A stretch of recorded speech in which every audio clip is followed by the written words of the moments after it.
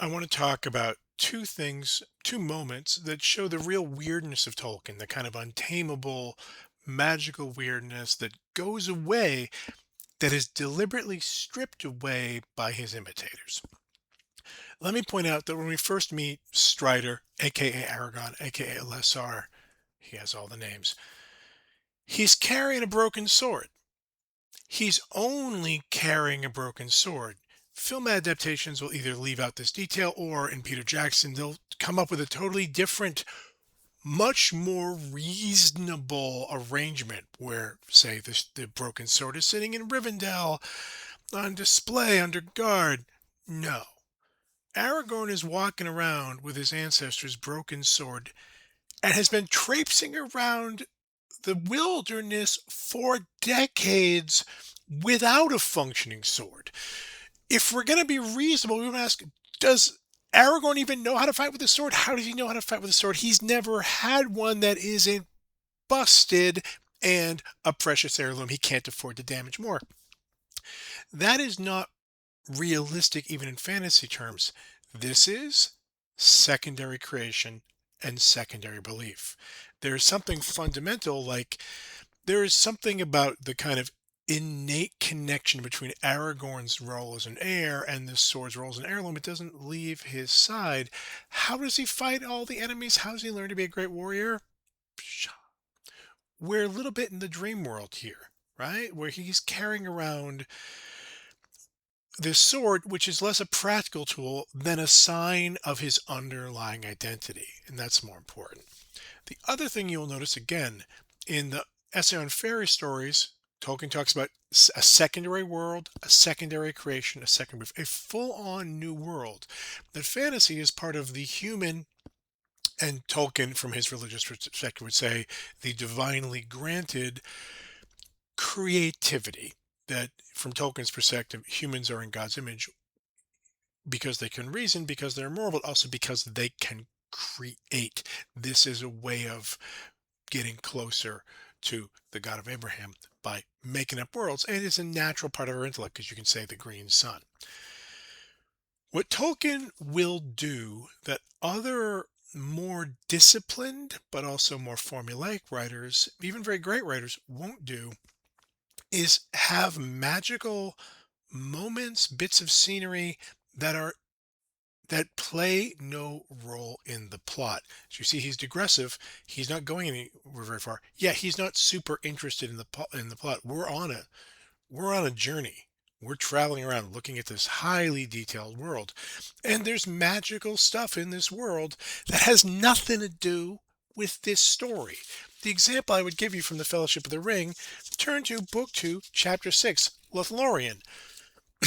We have just escaped the dreadful, terrifying mines of Moria. We've had a major loss. We've had one of the beautiful set pieces that kind of crawl through the mines, then a massive showdown and a major defeat for our boys. And I grant they're all boys. And we're on our way pretty quickly to another super magical environment. If all we need is to look around at someplace kind of wonderful and magical, we're going to Lorien this chapter. It's in the title.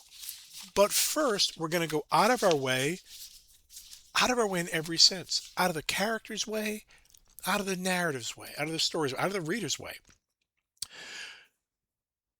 That is and this is page 443, the second page in the Lothlorien chapter.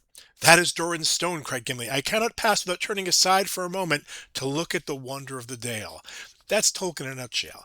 Turn aside for a moment to look at the wonder of the Dale. Yeah, you're on a quest and every day counts, but look at the wonder of the Dale, Durin's Dale. Be swift then, said Aragorn, looking back towards the gates. The sun sinks early. The orcs will not maybe come out until after dark, but we must be far away before nightfall. The moon is almost spent and it will be dark tonight. Okay, practical stuff. Come with me, Frodo, cried the dwarf, swinging from the road. I would not have you go without seeing Kelladzarum. He ran down the long green slope. Frodo followed slowly, drawn by the still blue water. In spite of hurt and weariness, Sam came up behind. Beside the standing stone, Gimli halted and looked up. It was cracked and weather-worn, and the faint runes upon its side could not be read. You can't read it. It's not for you. It's just there because it's there. It's part of its has its own existence. There are runes on it that are worn away, and you can't read them. This pillar marks the spot where Doran first looked in the mirror, said the dwarf.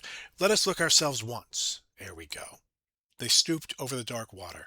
At first, they could see nothing.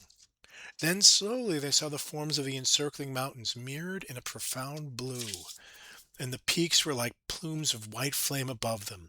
Beyond them, there was a space of sky. There, like jewels sunk in the deep, shone glinting stars, though sunlight was in the sky above. Of their own stooping forms, no shadow could be seen. O Kelidzarum fair and wonderful, said Gimli. There lies the crown of Doran till he wakes. Farewell.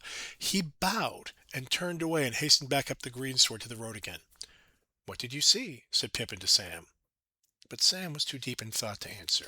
Okay, there's this magical pool that when you look at it will reflect what the first dwarf saw on the first day. Um, there's a slight hint here of Eve looking into a pool in Milton's Paradise Lost, but mostly there's just something magical and weird here. What does that have to do with this quest, with this story? Nothing. Nothing. Tolkien is inefficient because he will do these things that don't further the plot or move the story along in any way. On the other hand, many of his imitators will only add the magic that has a plot function, will only have a use value. They ask, like Get asked Ogier, what use is it, master? Tolkien doesn't ask that question. Magic isn't there just for you to use. It's there to wonder at. It's there to look at the world and have your spirit grow.